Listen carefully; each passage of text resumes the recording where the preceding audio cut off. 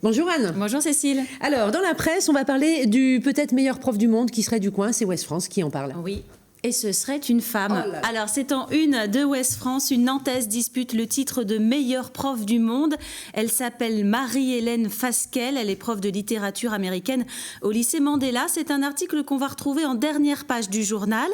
Donc, cette femme vit à Nantes depuis 3 ans seulement. Elle a 45 ans et elle fait partie des 50 sélectionnés parmi 20 000 candidats venus de 179 pays. C'est la seule française. En fait, le prix va récompenser un excellent professeur, c'est-à-dire qu'il a surtout des méthodes innovantes. On apprend notamment dans cet article que Marie-Hélène Fasquelle, elle, pour intéresser ses élèves à la littérature américaine, c'est pas forcément évident à la base dans un lycée.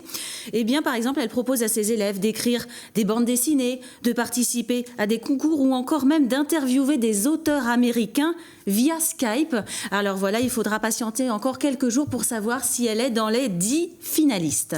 Alors, on parle également dans la presse locale de l'affaire Pénélope Fillon. Effectivement, ça rebondit dans nos journaux. Dans Ouest France, le journal s'est intéressé aux assistants parlementaires des députés locaux. Alors, on apprend par exemple que seule Marie-Françoise Clergeau emploie quelqu'un de sa famille, c'est sa fille. On apprend aussi que François de Rugy a, lui, par exemple, embauché pendant 1 an, c'était en 2008, sa femme. Et en moyenne, dans cet article, on apprend que 2 à 4 collaborateurs travaillent avec les parlementaires.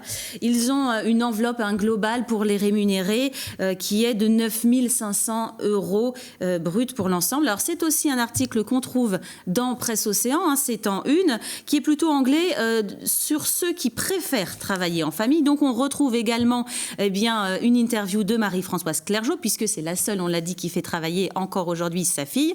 On apprend aussi que André Triard, par exemple, lui fait travailler sa femme à mi-temps, et que la femme de Joël Guerriot aussi a travaillé à mi-temps pendant quelques mois pour son mari sénateur.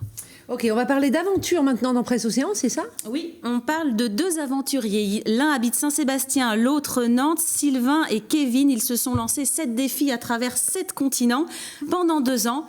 Ça commence mal. Le premier défi, ils voulaient traverser le désert d'Atacama.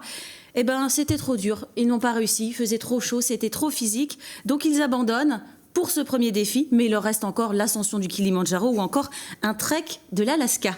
Voilà. 6 défis encore. Merci beaucoup, Anne.